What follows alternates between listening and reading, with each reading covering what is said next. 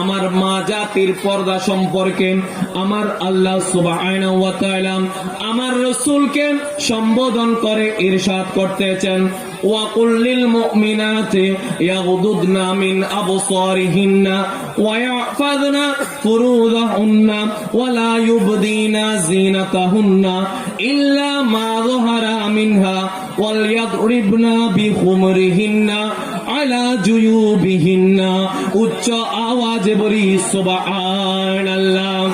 আমার আল্লাহ সুবহানাহু ওয়া তাআলা পবিত্র কালামুল্লাহ শরীফে সূরা নূরের মধ্যে ইরশাদ করতেছে, হে আমার রাসূল, পৃথিবীর জমিনে যত মহিলা সম্প্রদায় রয়েছে, আপনার উম্মত যারা রয়েছে, আপনার উম্মতের মধ্যে যারা মেয়ে সমাজ রয়েছে, কুল লিল মুমিনাতি, আপনি আপনার মহিলাদেরকে বলে দিন, নারী জাতিদেরকে সম্বোধন করে বলে দিন, ইয়াগুদুদনা মিন আবসারিহিন্না, তারা যেন তাদের দৃষ্টি শক্তি সংযত রাখে, তারা যেন তাদের চোখ সংযত রাখে। বড় আওয়াজে বলি সুবহানাল্লাহ। আল্লাহ আরো ইরশাদ করতেছে, ওয়ায়াহফাযনা ফুরুজাহুন্না, তারা যেন, ওই মহিলা যেন তাদের লজ্জা স্থান হিফাজত করে, তাদের লজ্জা স্থান তারা যেন হিফাজত করে। বড় আওয়াজে বলি সুবহানাল্লাহ। আল্লাহ আরো ইরশাদ করতেছে, ওয়ালা ইউবদিনা জিনাতাহুন্না ইল্লা মা যাহারা মিনহা, ওই সমস্ত মহিলা আপনি রাসূলের উম্মতের মধ্যে যেই সমস্ত নারী সম্প্রদায় রয়েছে, তারা যেন শুধুমাত্র মুহরিম ব্যতীত অন্য কোন বেগানা পুরুষকে তারা যেন তাদের সৌন্দর্য প্রদর্শন না করে, তারা যেন তাদের সৌন্দর্য না দেখায়। বড় আওয়াজে বলি সুবহানাল্লাহ। আল্লাহ আরো ইরশাদ করতেছে, ওয়ালিয়াদরিবনা বিহুমুরিহিন্না আলা জুয়ুবিহিন্না, তারা যেন তাদের ওড়না, তারা যেন তাদের স্কার্ট তাদের বুকের উপর ঝুলিয়ে দেয়। বড় আওয়াজে বলি সুবহানাল্লাহ। এই আয়াতের মধ্যে বিশেষ করে আল্লাহ সুবহানাহু ওয়া তাআলা চারটা বৈশিষ্ট্যের কথা উপস্থাপন করেছেন। তন্মধ্যে সর্বশেষ যেই বৈশিষ্ট্য হচ্ছে, সেই বৈশিষ্ট্য আমার আল্লাহ ঘোষণা করতেছে, ওয়ালিয়াদরিবনা বিহুমুরিহিন্না আলা জুয়ুবিহিন্না, হে আমার রাসূলের উম্মতের মহিলা সম্প্রদায়, নারী সম্প্রদায়, তোমরা যখন চলাফেরা করবে, তোমরা যখন বিভিন্ন প্রয়োজনে ঘরের ভিতরে অথবা ঘরের বাইরে চলাফেরা করবে, তখন তোমরা অবশ্যই তোমাদের স্কার, তোমাদের ওড়না অবশ্যই তোমরা তোমাদের বুকের উপর তোমাদের ওড়না ধারণ করবে। বড় আওয়াজে বলি সুবহানাল্লাহ। বলে এখানে আল্লাহ সুবহানাহু ওয়া তাআলা নারীর একটা পর্দা সম্পর্কে একটা মেসেজ এখানে দিয়েছেন। সেটা হচ্ছে, নারী যখন চলাফেরা করবে, আমার মা বোনেরা যখন চলাফেরা করবে, তখন তারা ওড়না পরিধান করে চলাফেরা করার দরকার আছে কি নাই? আছে কি নাই? এটা কি আমি আমার মুখের কথা বলতেছি? নয়, এটা আমি কোরআন থেকে কোট করেছি। সূরা নূরের মধ্যে আল্লাহ সুবহানাহু ওয়া তাআলা যেটা দিক নির্দেশনা দিয়েছেন, মহিলারা কিভাবে চলাফেরা করবে, মহিলাদের পোশাকটা কি রকম হবে, আমার আল্লাহ সুবহানাহু ওয়া তাআলা এটার একটা বিবরণ কোরআনে কারীমে দিয়েছেন। বড় আওয়াজে বলি সুবহানাল্লাহ। তাহলে সেই বিধান রক্ষা করা, সেই বিধান মেনে চলা দরকার আছে কি নাই? দরকার আছে কি নাই? এটা হচ্ছে এক নম্বর পর্দার ধাপ। সর্বপ্রথম পর্দার এখানে তিনটা ধাপের কথা আমি আলোচনা করব। এক নম্বর ধাপ হচ্ছে, মেয়েরা যখন চলাফেরা করবে তখন তাদেরকে ওড়না পরিধান করে চলাফেরা করতে হবে। আবার বর্তমান সমাজের মধ্যে বিশেষ করে আমার মাইকের আওয়াজ যতটুকু যাচ্ছে, আমার মা বোনেরা যারা আজকের এই মাহফিলের আলোচনা শুনতেছেন, হয়তোবা আজকে অনেকেই রেজাউল করিম হুজুরকেও আবার অনেক মা বোনেরা গালিও দিতে পারে, কটু কথাও বলতে পারে, কারণ আজকের এই হুজুর আলোচনা করতেছে আমাদেরকে নিয়ে, আমাদের মহিলাদেরকে নিয়ে, কাজেই কোন ধরনের কটু বাক্য উচ্চারণ করতে পারে। কিন্তু আমি আমার আমার নিজের পক্ষ থেকে সেটা বলতেছি না, আল্লাহর কোরআনে যেটা ডিক্লার দিয়েছে, একজন মুসলমান হিসেবে কোরআন সুন্নাহর কিছু জ্ঞান আছে বিদায় সেই কোরআন সুন্নাহ অনুযায়ী কথা বলার দরকার আছে কি নাই? আছে কি নাই? সেই কথা অনুযায়ী আমরা যদি আমল করি, আমাদের দুনিয়া এবং আখিরাত উভয়টা মঙ্গল, উভয়টা সফল হওয়ার সম্ভাবনা আছে কি নাই? আছে কি নাই? বিশেষ করে আমার মা বোনেরা একটু কান পেতে শোনেন, আমাদের মুসলিম সমাজের মধ্যে এমন অবস্থা বর্তমানে চলে এসেছে, এমন কালচার বর্তমানে চলে এসেছে, এমন ওয়েস্টার্ন কালচার, পশ্চিমা সংস্কৃতি চলে এসেছে প্রিন্ট মিডিয়ার মাধ্যমে, টিভি মিডিয়ার মাধ্যমে এবং বিশেষ করে বিভিন্ন চ্যানেলের মাধ্যমে, বিভিন্ন টিভিতে বিভিন্ন ধরনের সিনেমা এবং নাটক দেখার মাধ্যমে আমরা আমাদের কালচার এমন ভাবে রপ্ত করেছি, কোরআন সুন্নাহ কি বলে সেগুলো আমরা বাইরে ফেলে দিয়েছি। পশ্চিমা কালচার যেটা আছে সেটা আমি আজকে অনায়াসে সেই পশ্চিমা কালচার আমরা গ্রহণ করেছি। উচ্চ আওয়াজে বলি নাউযুবিল্লাহ। আমার আল্লাহ সুবহানাহু ওয়া তাআলা পবিত্র কালামুল্লাহ শরীফে নারী জাতিকে সম্বোধন করে যে ওড়না পরার যেই বিধান আমার আল্লাহ সুবহানাহু ওয়া তাআলা ইরশাদ করেছেন, সেই ওড়নার ধরনটা কিরকম হবে, সেই ওড়না কিভাবে পরিধান করতে হবে, সেই ওড়না কিভাবে পরিধান করতে হবে, ওড়নাটা কিরকম হতে হবে সেটা দেখারও দরকার আছে কি নাই? আছে কি নাই? একটু মাইন্ড করবেন না। আমরা বিশেষ করে আমাদের মা বোন যারা আছে, আমাদের মা বোনের ওড়না যখন আপনারা দেখবেন, তখন এই ওড়না একখানা, ওড়নাটা যদি আমি এই পাশে ধারণ করি তখন ওই পাশে কি আছে নাই সেটাও দেখা যায় কিনা? দেখা যায় কিনা? আমার বাবার বয়সী, চাচার বয়সী মুরব্বীরা আছে, আপনারা একটু মাইন্ড করবেন না।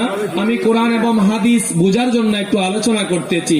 বাজারে যে সমস্ত অধিকাংশ দোকানে, অধিকাংশ মার্কেটে দোকানে যেই সমস্ত ওড়নাগুলো পাওয়া যায়, আপনি একটা না 10টা ওড়নাও একসাথে একত্রিত করে যদি এই কানে ধারণ করেন, এই বোতলের এই পাশে যদি 10টা ওড়নাও ধারণ করেন, ওই পাশে যে একটা বোতল রয়েছে সেটা দেখা যায় কিনা?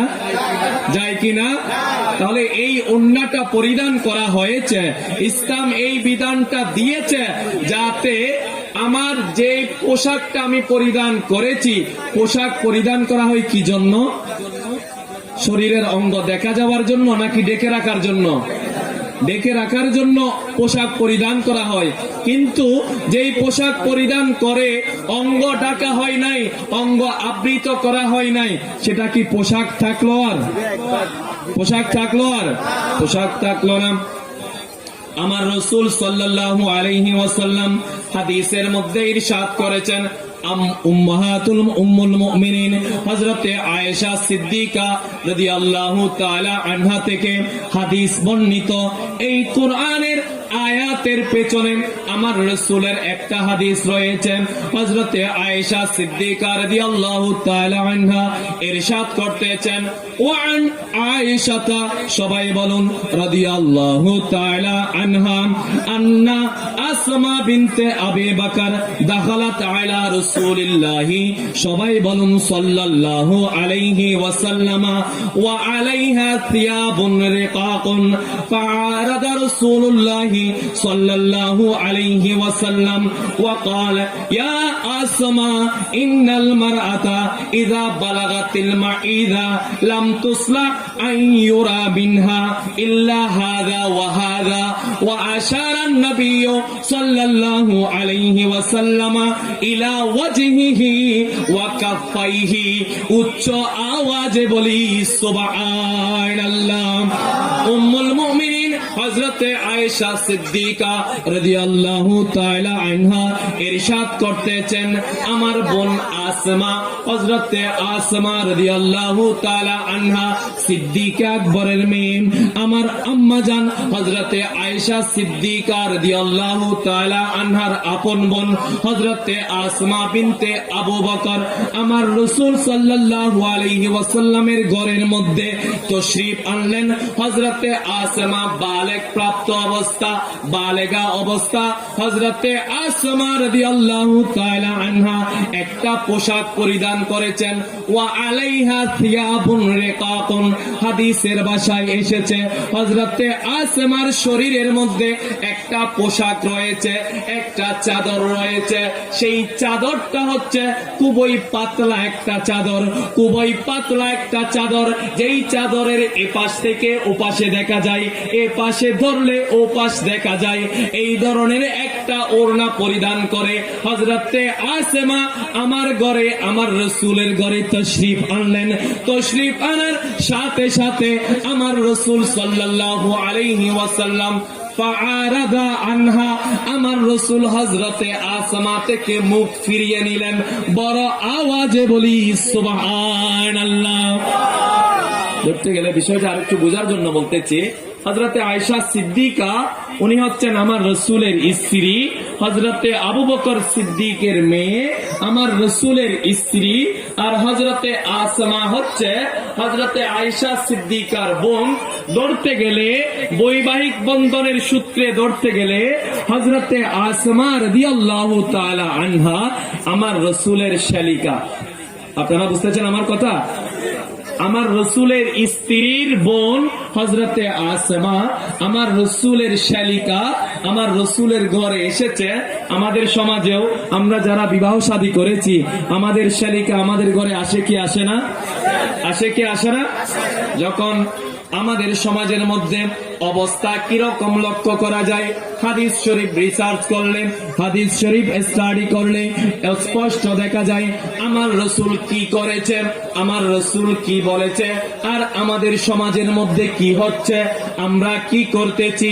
আমার রাসূল শুধুমাত্র আসমা থেকে মুখ ফিরিয়ে নিয়েছে তা নয়, আমার রাসূল সাল্লাল্লাহু আলাইহি ওয়াসাল্লাম হযরতে আসমাকে সম্বোধন করে ইরশাদ করেছেন, হে আসমা, একটা বিষয় জেনে রাখো, যখন কোন মুসলিম মহিলা, যখন কোন মেয়ে বালেগা হবে, যখন কোন মেয়ে প্রাপ্তবয়স্কা হবে, তখন তার উচিত এমন ভাবে কাপড় পরিধান করা, এমন ভাবে কাপড় পরিধান করা যাতে তার অঙ্গ প্রত্যঙ্গ কোনো কিছু দেখা না যায়।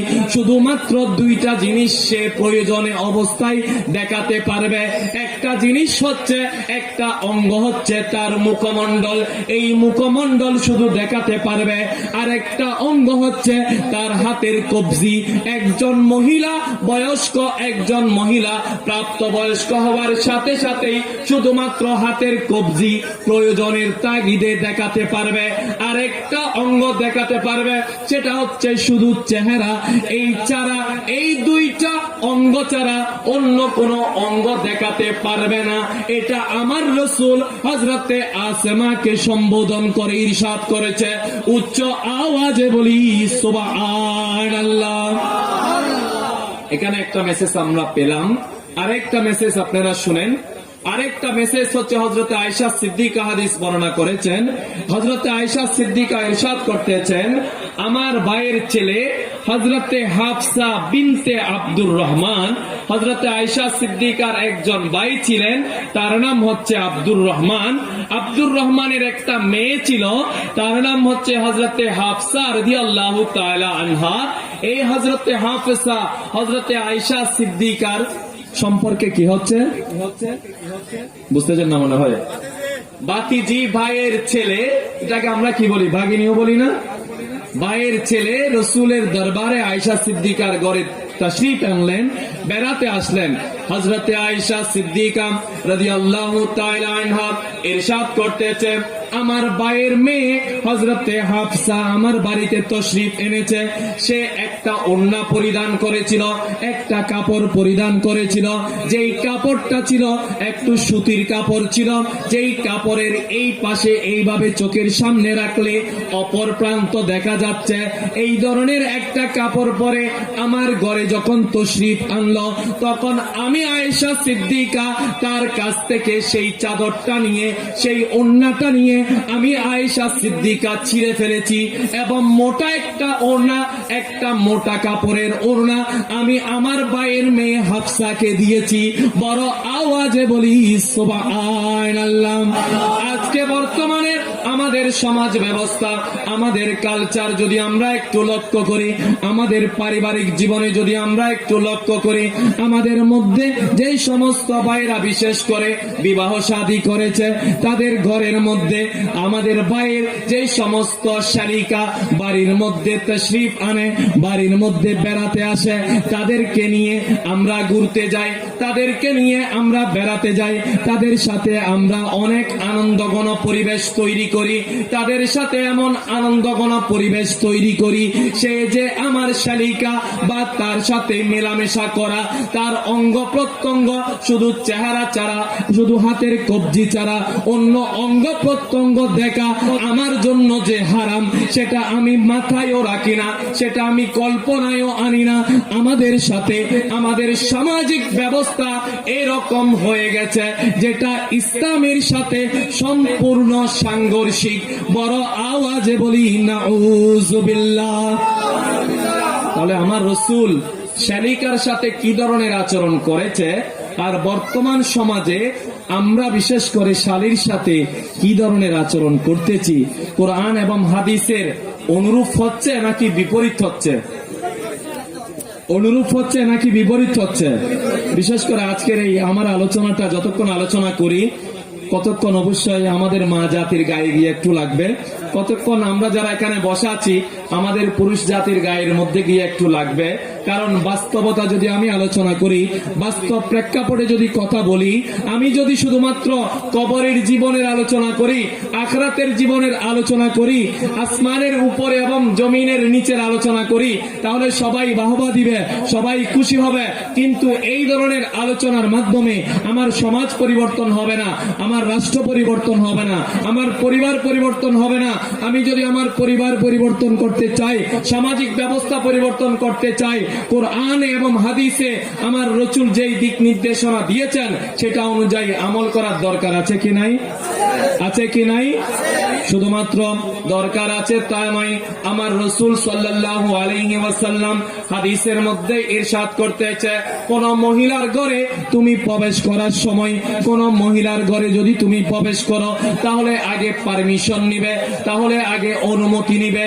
অনুমতি না নিয়ে কোন মহিলার ঘরে কোনদিন প্রবেশ করবা না। আমার রাসূলের একজন সাহাবা দাঁড়িয়ে জিজ্ঞাসা করলো, ইয়া রাসূলুল্লাহ, ইয়া হাবিবাল্লাহ, আমাদের ঘরের মধ্যে তো মনে করেন আমরা 2 ভাই অথবা 4 ভাই, আমার এক ভাই বিবাহ করেছে, আমার বড় ভাইয়ের জন্য আমার বড় ভাই শাদী মোবারক করেছে, আমার বড় ভাইয়ের বউ আমার ফ্যামিলির মধ্যে উপস্থিত আছে, এবং বড় ভাইয়ের বউয়ের সাথে অর্থাৎ আমার বাবির সাথে আমি আচরণ করতে পারবো কিনা, তার সাথে কথাবার্তা বলতে পারবো কিনা, তার পাশে বসতে পারবো কিনা, তার ঘরের মধ্যে অনুমতি না নিয়ে প্রবেশ করতে পারবো কিনা। আমার রাসূল সাল্লাল্লাহু আলাইহি ওয়াসাল্লাম নবুয়তের জবানে ইরশাদ করতেছে, হে আমার উম্মতেরা, তোমরা জেনে রাখো, বেগানা পুরুষকে দেখা দেয়া হারাম, বেগানা পুরুষের সাথে বিভিন্ন ধরনের রসিকতা সুলভ রোমান্টিক আচরণ করা সম্পূর্ণ হারাম। এটা তো হারাম এবং হারাম। এবং আরেকটা বিষয় তোমরা জেনে রাখো, তোমরা দেবররা যারা আছো, তোমরা বাসুর যারা আছো, তোমাদের ভাইয়ের বউ যারা আছে, ভাইয়ের বউয়ের জন্য দেবর হচ্ছে, ভাইয়ের বউয়ের জন্য বাসুর হচ্ছে মৃত্যু তুল্য। বড় আওয়াজে বলি নাউযুবিল্লাহ। আমাদের সমাজ কাঠামো এখন আমাদেরকে কোরআন এবং সুন্নাহর আলোকে, আমার এই ওয়াজ যেই বিষয়বস্তুর আলোকে ওয়াজ করতে বলা হয়েছে, সেই বিষয়বস্তুর আলোকে যদি কথা বলি, আমাদের সামাজিক যে কাঠামো আছে সেই সমাজ কাঠামো অবশ্যই মানতে হবে। সেই সমাজ কাঠামোর মধ্যে কোরআন এবং সুন্নাহর সেই আলো যদি আমরা প্রবাহিত করতে চাই, আমার রাসূলের আদর্শ যদি বাস্তবায়ন করতে চাই, তাহলে আমাদেরকে অবশ্যই আমার রাসূলের চরিত্র অনুসরণ করতে হবে কি হবে না? হবে কি হবে না? আজকে আমাদের সমাজের মধ্যে দেখা যায় ছোট ভাইয়ের যে বড় ভাইয়ের যে বউ রয়েছে, বড় ভাইয়ের যে বউ রয়েছে, তার ছোট ভাইকে দেবর তুল্য বলা হয়। দেবরের সাথে আমাদের মহিলা সমাজের ভাবি যারা রয়েছে তাদের সম্পর্ক আছে কি নাই? আছে কি নাই? শুধুমাত্র আরেকটা বিষয় আপনাদেরকে দিচ্ছি, যে সমস্ত আমার যুবক ভাইরা যারা বিবাহ করেছেন, যাদের ঘরের মধ্যে যাদের ঘরের মধ্যে স্ত্রী রয়েছে, যারা বিবাহ শাদী করেছেন, আপনার ছোট ভাই যদি বালেগ প্রাপ্ত হয়ে থাকে, আপনার ছোট ভাই যদি সাবালেগ হয়, আপনার ছোট ভাইয়ের বয়স যদি 12 বছর, 15 বছর, 16 বছর, এই ধরনের বয়স অবস্থায় যদি আপনার ছোট ভাই উপনীত হয়, তাহলে আপনি আপনার স্ত্রীকে নিয়ে আপনার ছোট ভাইকে বলতে পারবেন না, আয় আমার স্ত্রী, তুমি আমার ছোট ভাই তোমার দেবরকে নিয়ে অমুক জায়গা থেকে বেরিয়ে এসো, আমার শ্বশুর বাড়িতে যাও, আমার ছোট ভাই দেবরকে নিয়ে যাও। এই ধরনের বিধান ইসলামের মধ্যে নেই। কারণ এই ধরনের বিধান যদি ইসলামের মধ্যে থাকতো, আমার রসুল দেবরকে মৃত্যুতুল্য বলতো না। আমার রসুল সাল্লাল্লাহু আলাইহি ওয়াসাল্লাম ইরশাদ করতেছে, দেবররা যেহেতু ঘরের মধ্যে থাকে, তাদের সাথে সম্পর্ক খুব তাড়াতাড়ি বৃদ্ধি হওয়ার সম্ভাবনা রয়েছে। সেই জন্য তোমরা যারা বিবাহ শাদী করেছো, তোমাদের স্ত্রীদের আচরণের ক্ষেত্রে, তোমাদের ছোট ভাইয়ের সাথে তোমাদের স্ত্রীদের যে আচরণ হবে, সেই আচরণের মধ্যে যাতে রোমান্টিকতার কোনো ছোঁয়া না লাগে, সেই আচরণের মধ্যে যাতে ভালোবাসার কোনো কথা না থাকে, সেই আচরণের মধ্যে যাতে বিভিন্ন ধরনের সিনেমা নিয়ে আলোচনা না হয়, সেই আলোচনার মধ্যে একই টেবিলে বসে, একই সোফার মধ্যে বসে, একই খাটের মধ্যে বসে, তোমার স্ত্রীর পাশাপাশি বসে তোমার ভাই যাতে আলোচনায় অংশগ্রহণ না করে, বিভিন্ন ধরনের আড্ডায় অংশগ্রহণ না করে, এটা হচ্ছে আমার রসুলের শরীয়ত। বড় আওয়াজে বলি সুবহানাল্লাহ। তাহলে এক্ষেত্রে আমাদের মা সম্প্রদায়ের যেমন দায়িত্ব রয়েছে, আমরা যারা পুরুষ সম্প্রদায় রয়েছি, আমাদের পুরুষ সম্প্রদায়ের দায়িত্ব আছে কি নাই? আছে কি নাই? এই বিষয়ে আমাদের সচেতন হওয়ার দরকার আছে কি নাই? তাহলে আগামী থেকে, বিশেষ করে আজকের এই মাহফিলের পর থেকে, আগামী কাল থেকে কোন কাজে, কোন জায়গায় যদি আপনার স্ত্রীকে পাঠান, সেই জায়গায় আপনার ওই ছোট ভাইকে পাঠাতে পারবেন, যেই ছোট ভাই একেবারে ছোট্ট বয়স্ক, যার বয়স 6 বছর 8 বছর, যার বয়স 5 বছর 6 বছর, এই ধরনের ছোট ভাইকে আপনি পাঠাতে পারবেন। কিন্তু যেই ছোট ভাই প্রাপ্তবয়স্ক হয়েছে, তাকে আপনার স্ত্রীর সাথে কোন জায়গায় বেড়াতে পাঠানোর জন্য একাকী অবস্থায় আপনি যান নাই, আপনার সাথে আপনার স্ত্রীকে পাঠিয়েছেন, ছোট ভাইকে দিয়ে পাঠিয়েছেন, এটা আপনার জন্য সম্পূর্ণ হারাম। বড় আওয়াজে বলি নাউযুবিল্লাহ। তাহলে এই শরীয়ত আমাদেরকে আমল করা, আমাদের বাস্তবায়ন করার দরকার আছে কি নাই? আছে কি নাই? যেই কথাটা বললাম যে ওড়না পরিধান করা, এটা হচ্ছে ইসলামী শরীয়তের পর্দার 1 নম্বর ধাপ আমি আলোচনা করেছি। 2 নম্বর ধাপও কোরআন শরীফের মধ্যে রয়েছে। আল্লাহ সুবহানাহু ওয়া তাআলা পবিত্র কালামুল্লাহ শরীফে আরেকটা জায়গায় ইরশাদ করতেছেন, আমার আল্লাহ সুবহানাহু ওয়া তাআলা ইরশাদ করতেছেন, বিসমিল্লাহির রহমানির রহিম, ইয়া আইয়ুহান নাবিয়্যু কুল লিআজওয়াজিকা ওয়া বানাতিকা ওয়া নিসাইল মুমিনিনা ইউদনিনা আলাইহিন্না মিন জালাবিবিহিন্না যালিকা আদনা আন ইউরাফনা ওয়া লা ফালা ইউযাইনা ওয়া কানা আল্লাহু গফুরার রহিমা। বড় আওয়াজে বলি সুবহানাল্লাহ। আমার আল্লাহ রব্বুল আলামিন কামুল হাকিমিন আমার রাসূলকে সম্বোধন করে ইরশাদ করতেছে, ইয়া আইয়ুহান নবী, হে আমার রাসূল, হে মুহাম্মদ সাল্লাল্লাহু আলাইহি ওয়াসাল্লাম, কুল লিআজওয়াজিকা, আপনি আপনার স্ত্রীদেরকে বলে দিন, ওয়া বানাতিকা, আপনি আপনার কন্যাদেরকে বলে দিন, ওয়া নিসাইল মুমিনিনা, সমগ্র মুমিন মহিলাদেরকে বলে দিন। কি বলে দিবেন? ইউদনিনা আলাইহিন্না মিন জালাবিবিহিন্না, তারা যেন তাদের মুখের উপরে একটা পর্দা টেনে দেয়। তারা যখন চলাফেরা করবে তখন তাদের মুখের উপরে যাতে একটা পর্দা থাকে, মুখের উপরে যাতে একটা পর্দা থাকে, যেটানে কোরআনের ভাষায় জালাবিব বলা হয়েছে। এক ধরনের পর্দা মুখের উপর ঝুলিয়ে দিতে হবে। কেন? আমার আল্লাহ বলতেছে, যালিকা আদনা আন ইউরাফনা, এই পর্দা যদি মুখের উপরে ঝুলন ঝুলন্ত অবস্থায় থাকে, তাহলে বিভিন্ন ধরনের মানুষ যখন রাস্তায় এই মহিলাকে দেখবে, তাহলে অবশ্যই বিভিন্ন টাইপের মানুষেরা এই মহিলাকে সম্ভ্রান্ত পরিবারের মহিলা হিসেবে, একটা সম্ভ্রান্ত পরিবারের মহিলা হিসেবে, সম্মানিত পরিবারের মহিলা হিসেবে এই মহিলাকে সম্বোধন করবে। ফালা ইউযাইনা, কাজেই কোন নারী সমাজকে এই ধরনের কোন মহিলাকে কোন পুরুষ ছেলে, কোন যুবক ছেলে উত্তক্ত করবে না, কোন যুবক ছেলে কোন বকাটে ছেলে উত্তক্ত করবে না। তার অন্তরের মধ্যে, তার মাইন্ডের মধ্যে একটা বিষয় চলে আসবে, এই যে মহিলাটা যাচ্ছে এটা অবশ্যই সম্ভ্রান্ত পরিবারের মহিলা, এটা অবশ্যই একটা সম্মানিত পরিবারের মহিলা, এই মহিলাকে আমি উত্তক্ত করতে পারি না, এই মহিলাকে আমি উত্তক্ত করতে পারি না, এই মহিলাকে সামনে রেখে আমি বাজে মন্তব্য করতে পারি না, এই মহিলাকে সামনে রেখে আমি অকাট্য ভাষায় কটূক্তি করতে পারি না। এইটা আমার রাসূল সাল্লাল্লাহু আলাইহি ওয়াসাল্লামের, আমার আল্লাহ কোরআনে কারীমে দিক নির্দেশনা প্রদান করেছে। বড় আওয়াজে বলি সুবহানাল্লাহ।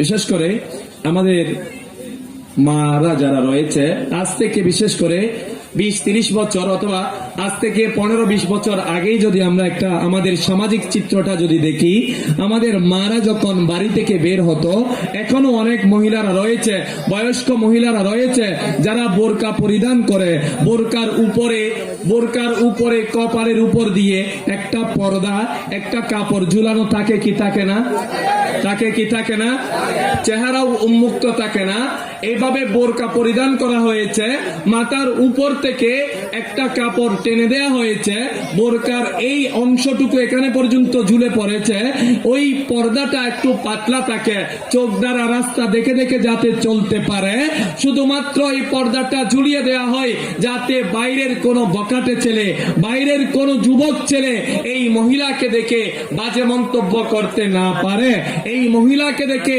বাজে মন্তব্য করতে না পারে। এই ধরনের পর্দা ঝুলানোর ব্যবস্থা আমাদের সমাজে ছিল কি ছিল না, ছিল কি ছিল না? সেই ব্যবস্থাগুলো অত্যন্ত সত্য হলেও, অত্যন্ত পরিতাপের বিষয় হলেও সত্য যে সেই কাঠামোগুলো, সেই সিস্টেমগুলো, সেই নিয়মগুলো আমরা আজকে আর লক্ষ্য করছি না। আস্তে আস্তে সেই নিয়মগুলো উঠে যাচ্ছে, আস্তে আস্তে পশ্চিমা যে কালচারগুলো আছে, পশ্চিমা যে সংস্কৃতিগুলো আছে, সেগুলো আমরা এমন ভাবে আয়ত্ত করতেছি, এমন ভাবে গ্রহণ করতেছি, কোরআন কি বলেছে, হাদিস কি বলেছে, সেদিকে আমাদের দেখার কোনো দরকারই পড়ে না। বড় আওয়াজে বলি নাউযুবিল্লাহ। আচ্ছা, একটা বিষয় যদি আমি আপনাদেরকে উপস্থাপন করি, যে আয়েশা সিদ্দিকা বলতেছেন একটা কাপড় পরিধান করে এসেছে, সেই কাপড়টা আমি আয়েশা সিদ্দিকা আমার ভাইয়ের ছেলের সেই কাপড়টা ছিঁড়ে ফেলেছি, আমি ছিঁড়ে ফেলে নতুন একটা পোশাক তাকে দিয়েছি, এবং সেই জামাটা ছিল, সেই ওড়নাটা ছিল মোটা কাপড়ের ওড়না, আমি ওই পাতলা কাপড়ের ওড়না ছিঁড়ে মোটা কাপড়ের ওড়না আমার ভাইয়ের ছেলেকে দিয়েছি।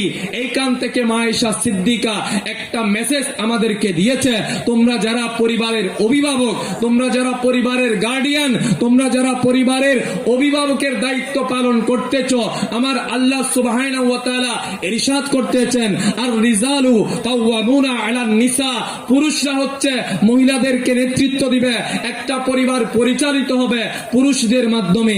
আজকে যদি আমার ভাইরা, আমার মুরব্বীরা, আমার বাবারা, আমার চাচারা, আমি যদি আপনাদের কাছে একটা প্রশ্ন করি, আমার ছেলে, আমার মেয়ে আমার বাড়ি থেকে বের হচ্ছে, আমার ছোট বোন আমার বাড়ি থেকে বের হচ্ছে, আমার স্ত্রী আমার বাড়ি থেকে বের হচ্ছে, পাতলা কাপড় পরে এমন পোশাক পরিধান করেছে, পোশাক কি পরিধান করেছে, পোশাক পরিধান করার কারণে তার অঙ্গ প্রত্যঙ্গ ঢাকা হয় নাই, তার অঙ্গ প্রত্যঙ্গর বিভিন্ন ধরনের আকৃতি বাইরে থেকে দেখা যাচ্ছে, আমি আপনি কোনোদিন সেই পোশাক সম্পর্কে কমেন্ট করেছি, মন্তব্য করেছি, হে আমার মেয়ে তুমি এই কোন ধরনের পোশাক পরিধান করতেছ, এই পোশাক তোমাকে কে কিনে দিয়েছে, হে আমার স্ত্রী তোমাকে এই পোশাক কে পরিধান করতে বলছে।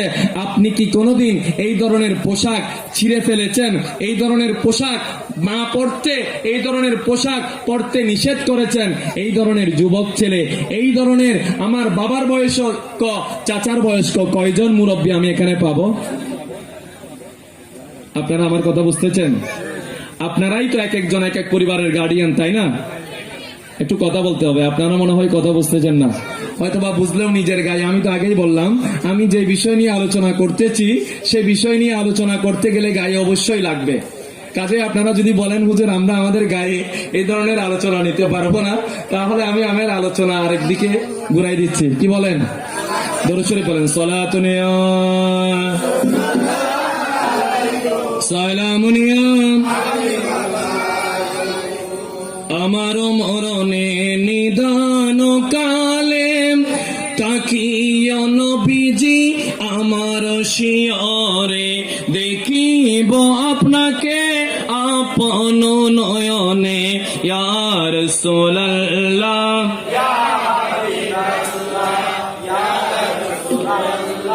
ইয়া হাবিবাল্লাহ ইয়া রাসূলুল্লাহ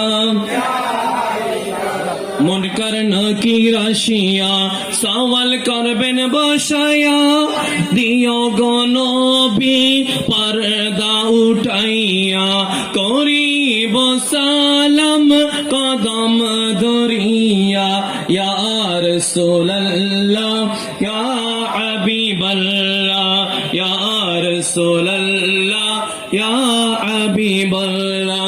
আমার আল্লাহ সুবহানাহু ওয়া তাআলা পবিত্র কালামুল্লাহ শরীফে যে দিক নির্দেশনা দিয়েছে, হে আমার যুবক ভাইরা, হে আমার চাচার বয়স্ক, বাবার বয়স্ক, পরিবারের দায়িত্ব যারা গ্রহণ করেছো তোমাদেরকেই বলা হচ্ছে, আপনাদেরকেই বলতেছি, আপনারা একটু কান লক্ষ্য করে শুনেন।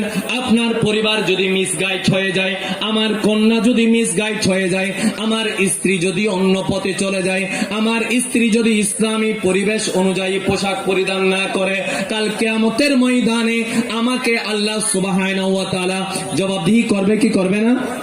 করবে কি করবে না? কারণ এই স্ত্রী আমার দায়িত্বে আছে, তাকে নেকাহ করার পরে তার দায়িত্ব আমার উপর চলে এসেছে। আমার স্ত্রী কোথায় যায়, আমার স্ত্রী কি ধরনের পোশাক পরিধান করে, আমার মেয়ে কি ধরনের পোশাক পরিধান করে, সেটা দেখার দরকার আছে কি নাই? আছে কি নাই? আপনারা আজকে একটু যদি বাড়িতে যান, তাহলে আপনারা যদি একটু আপনাদের মেয়েদের, আমাদের মা বোনদের পোশাকগুলো নিয়ে যদি একটু করে নজর দেন, আপনারা অবশ্যই বাস্তব চিত্র লক্ষ্য করতে পারবেন। এখান থেকে আমি যদি আপনাদের কাছ থেকে একটা প্রতিশ্রুতি নেই, বাড়িতে গিয়ে যদি দেখেন এমন ওড়না পরিধান করে আপনার মেয়ে বের হচ্ছে, এমন ওড়না পরিধান করে আপনার বড় বোন বের হচ্ছে, এমন ওড়না পরিধান করে আপনার স্ত্রী বের হচ্ছে, যেই ওড়না একটা না 14টা ওড়না একসাথে রাখলেও এই পাশে রাখলে ওই পাশে কি আছে নাই সেটা দেখা যাবে। এই ধরনের পোশাক দেখলে আপনি নিষেধ করতে পারবেন কিনা? কথা ভালো করে বলতেছেন না। আপনি নিষেধ করতে পারবেন কিনা? পোশাকগুলোর ব্যাপারে গড় থেকে আন্দোলন শুরু করতে পারবেন কিনা? কারণ কোন আন্দোলন যদি আপনি শুরু করতে চান, সেটা সর্বপ্রথম বাড়ি থেকে শুরু করতে হবে। কোন কাজ যদি আরম্ভ করতে চান, সেটা আপনার পরিবার থেকে আরম্ভ করতে হবে। আমার পরিবার যদি ঠিক না থাকে, আমার সমাজ কিভাবে ঠিক থাকবে? আমার পরিবার যদি ঠিক না থাকে, আমার রাষ্ট্র ঠিক থাকবে না। আমার পরিবার যদি ঠিক না থাকে, আমার দেশ ঠিক থাকবে না। ঠিক কিনা? ঠিক কিনা? তো আমরা আমাদের পরিবার ঠিক করতে চাই কি চাই না? আপনারা যদি বলেন হুজুর আমাদের মা বোনেরা কোরআন সুন্নাহর আলোচনা শুনেই সব ঠিক হয়ে যাবে, নয় নয়, কোরআন সুন্নাহর আলোচনা শুনেও ঠিক হবে না, কথাগুলো কানে গিয়ে পৌঁছবে না। এই জন্য আপনাদেরকে অভিভাবকের ভূমিকা পালন করতে হবে। কারণ ইসলামের মধ্যে অপরাধ করলে অপরাধের শাস্তি আছে কি নাই? আছে কি নাই? চুরি করলে হাত কাটার বিধান ইসলামে আছে কি নাই? একজন মানুষকে হত্যা করলে তার বিনিময়ে তাকেও হত্যা করতে হবে। ইসলামে ইসলামে বিধান আছে কি নাই? জেনা করলে তার শাস্তি ইসলামে আছে কি নাই? আচ্ছা, আপনি যদি বলেন হুজুর জেনা করেছে, তাকে একটু কোরআন সুন্নাহর আলোকে আলোচনা করে দেন, সে বুঝবে। আপনি একটু আলোচনা করেন, চোর আর চুরি করবে না। আমি বলবো ভাই এই আলোচনা চোরের কানে গিয়ে পৌঁছবে না, কারণ বাংলাতে একটা কথা আছে, চোরে না শুনে ধর্মের কাহিনী। চোরে না শুনে ধর্মের কাহিনী।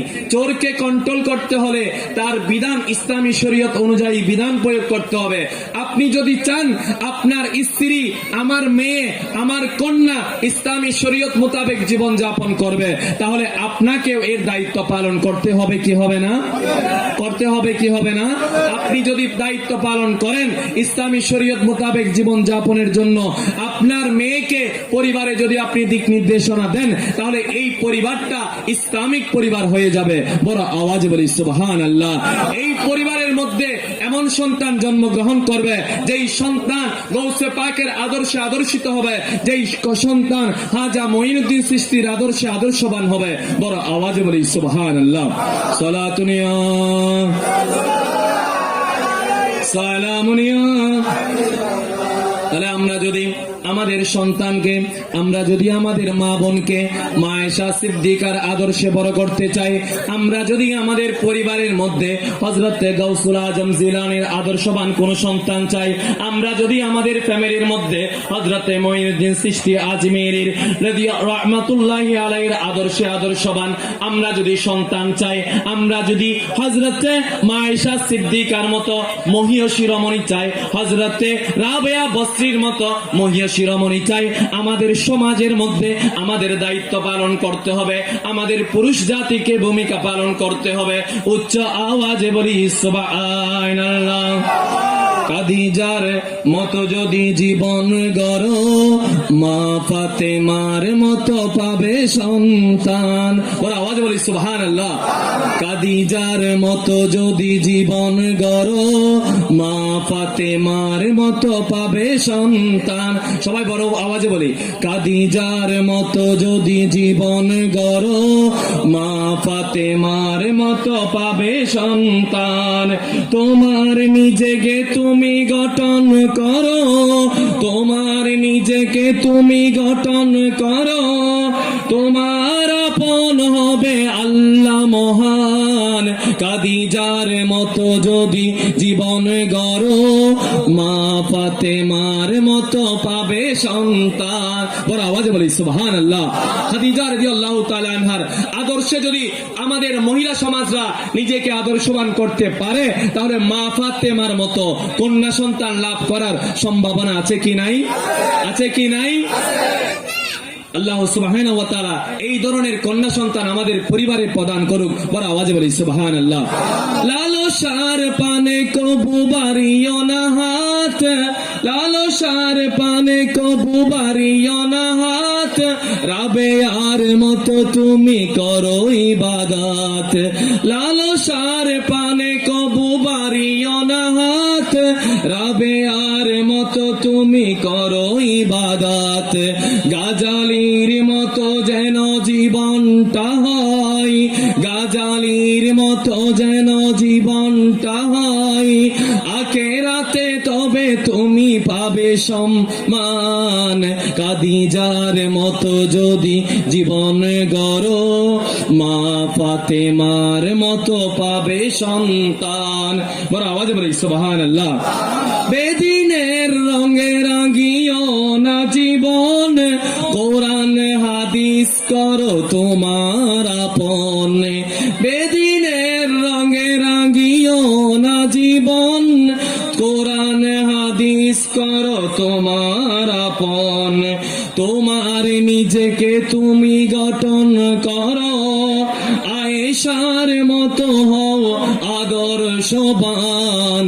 খাদিজার মতো যদি জীবন গড়ো, মা ফাতেমার মতো পাবে সন্তান। উচ্চ আওয়াজে বলি সুবহানাল্লাহ। নারায়ে তাকবীর, নারায়ে রিসালাত, নারায়ে গাউসিয়া। আহলে সুন্নাত ওয়াল জামাত প্রধান বক্তার আগমন, শুভেচ্ছার স্বাগতম। প্রধান বক্তার আগমন, শুভেচ্ছার স্বাগতম। সম্মানিত উপস্থিতি, আমাদের মাঝে এসে উপস্থিত হয়েছেন আজকের এই আজিমুসান মিলাদ মাহফিলের সম্মানিত প্রধান বক্তা হযরত মাওলানা মুফতি আবুল বশর হক্কানি মাদাজিলুল আলী সাহেব। অল্প কিছুক্ষণের মধ্যে হুজুর মঞ্চে তশরিফ আনবেন। আপনারা যারা বাহিরে ঘোরাফেরা করছেন, মাহফিলের সৌন্দর্য রক্ষার্থে মাহফিল প্রাঙ্গণ চলে আসুন। আপনারা যারা এখন ওদিক সেদিক ঘোরাফেরা করতেছেন, আপনারা প্যান্ডেলের ভিতরে চলে আসুন। আপনারা ঘোষণায় শুনেছেন আমাদের প্রধান বক্তা তশরিফ এনেছেন। সবাই জোরে সরে পড়ি সালাতুন ইয়া সালামুন ইয়া বারহ রবিউল আউয়াল কো আয়া দুররে ইতিম, বারহ রবিউল আউয়াল কো আয়া দুররে ইতিম, মাহে নবুवत मोरे रिसालत, माहे नबुवत मोरे रिसालत, साहिब खुल्क अज़ीम नबी जी अल्लाह अल्लाह अल्लाह ला इलाहा अल्लाह अल्लाह अल्लाह ला इलाहा, अव्वल आखिर सब कुछ जाने, देखे बाइद करीब, अव्वल आखिर सब कुछ जाने, देखे बाइद करीब, गायब की खबरी देने वाला अल्लाह का वो हबीब नबी जी अल्लाह अल्लाह अल्लाह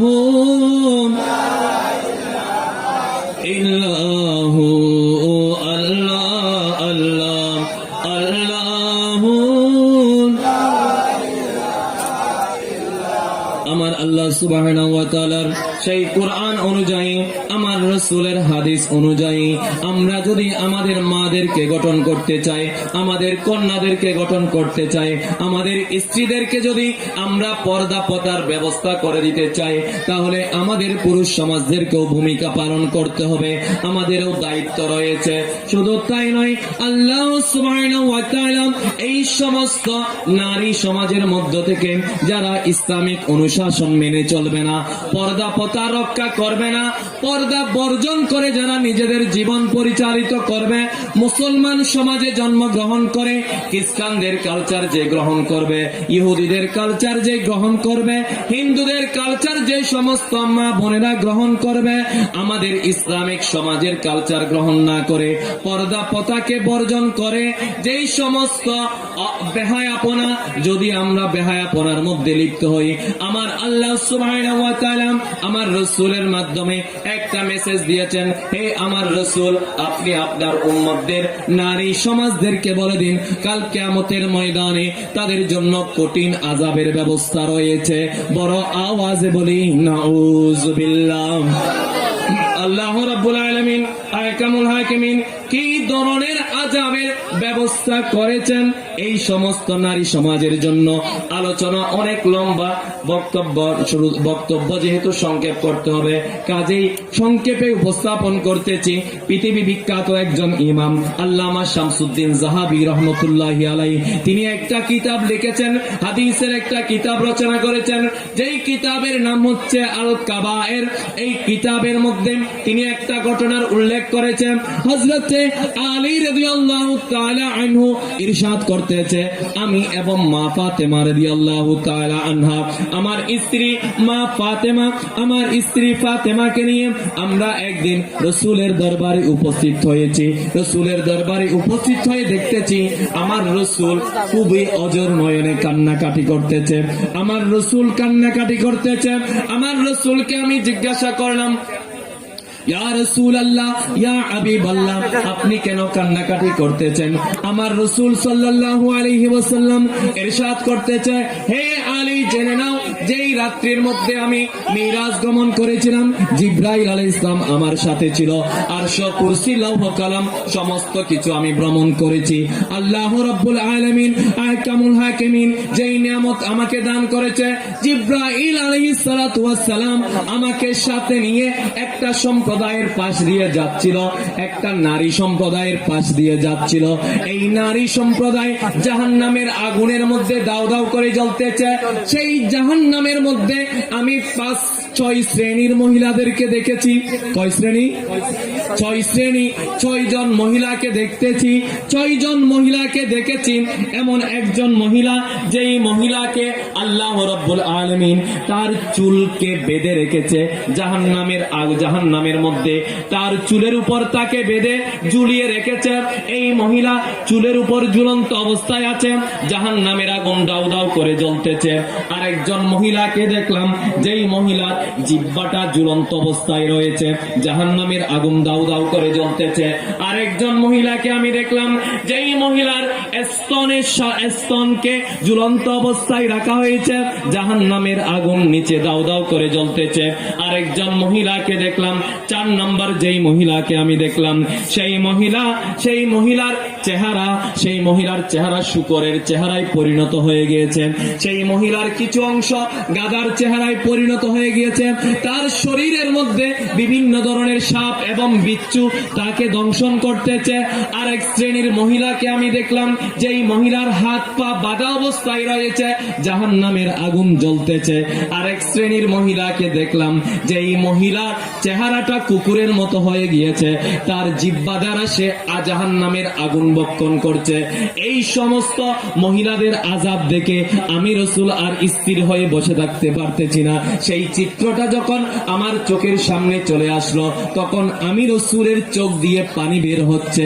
বড় আওয়াজে বলি সুবহানাল্লাহ। আমার রাসূল উম্মতের কষ্ট দেখে আমার রাসূল বরদাস্ত করতে পারছে না। আমার রাসূল পৃথিবীতে আগমন করা থেকে শুরু করে বর্তমানেও আমার রাসূল রওজাতে শুয়ে শুয়ে আমার জন্য কাঁদতেছে, আপনার জন্য কাঁদতেছে, কিন্তু আমি আপনি সেদিকে কোনো ধরনের খেয়াল করতেছি না। আমি কোরআনের পথে চলতেছি না, হাদিসের পথে চলতেছি না, আমার রাসূল কি বলেছে সেটা শুনতেছি না। আমার রাসূলকে হযরতে আলী রাদিয়াল্লাহু তাআলা আনহু জিজ্ঞাসা করলেন, ইয়া রাসূলুল্লাহ, ইয়া হাবিবাল্লাহ, একটা বিষয় আপনার কাছ থেকে জানতে চাই।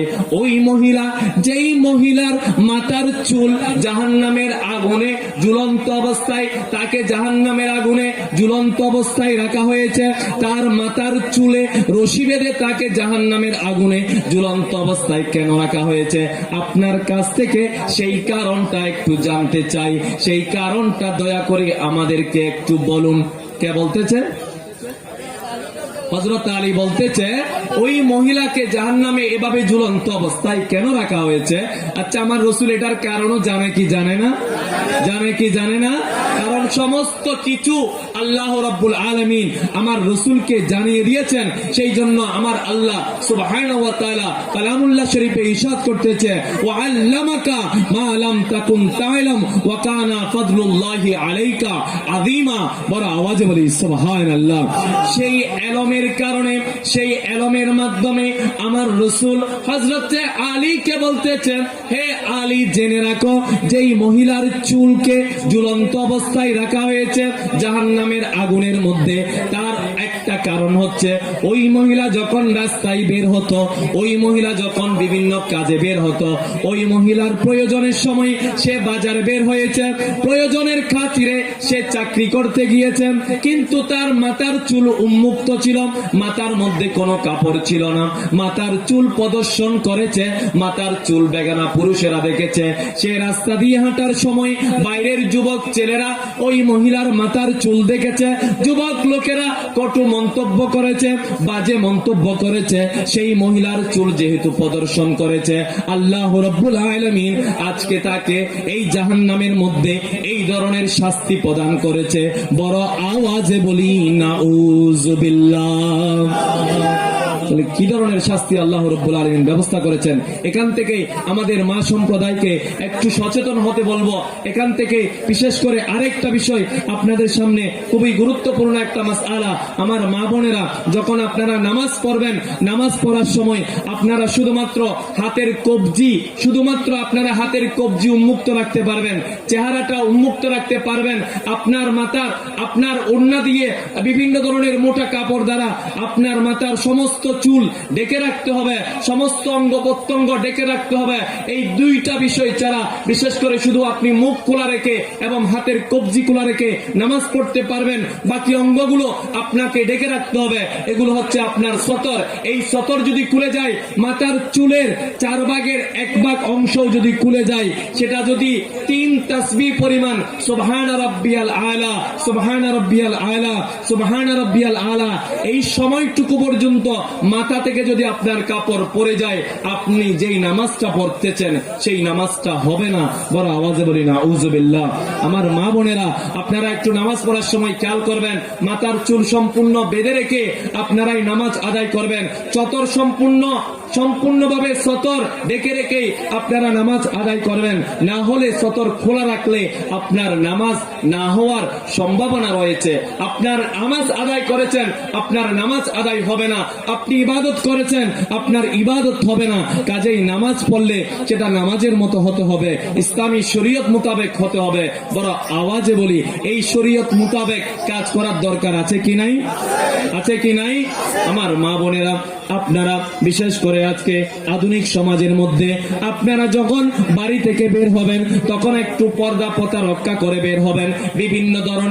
বিভিন্ন ধরনের ইভটিজিং থেকে, বিভিন্ন ধরনের কটু মন্তব্য থেকে আপনাদেরকে আল্লাহ সুবহানাহু ওয়া তাআলা রক্ষা করবেন।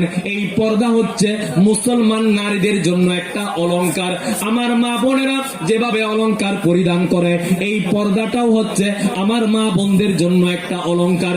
এই অলংকার যতক্ষণ পর্যন্ত আপনি আপনার শরীরের মধ্যে রাখবেন, যতক্ষণ পর্যন্ত আপনার শরীরের মধ্যে এই পর্দার অলংকারটা রাখবেন, ততক্ষণ পর্যন্ত আল্লাহ সুবহানাহু ওয়া তাআলা আপনার মর্যাদা বাড়িয়ে দিবেন। আপনার মর্যাদা আল্লাহ রাব্বুল আলামিন মা হিসেবে, কন্যা হিসেবে, বোন হিসেবে আপনার মর্যাদা বাড়িয়ে দিবেন। বড় আওয়াজে বলি সুবহানাল্লাহ। আরেকটা বিষয় বলতেছে, একটু শুনেন আমার মা বোনেরা, একটু বিষয় শুনবেন। আমার রসুল যখন মেরাজের রাতে গিয়েছিলেন, তখন আমার রসুল একটা সম্প্রদায়ের পাশ দিয়ে যাচ্ছিলেন যাদের উপর জাহান্নামের আওয়াজ হচ্ছে। আমার রসুল বলেছিলেন, হে আহি জিব্রাইল, এই মেয়েদের উপর এই ধরনের আযাব হচ্ছে কেন, শাস্তি হচ্ছে কেন?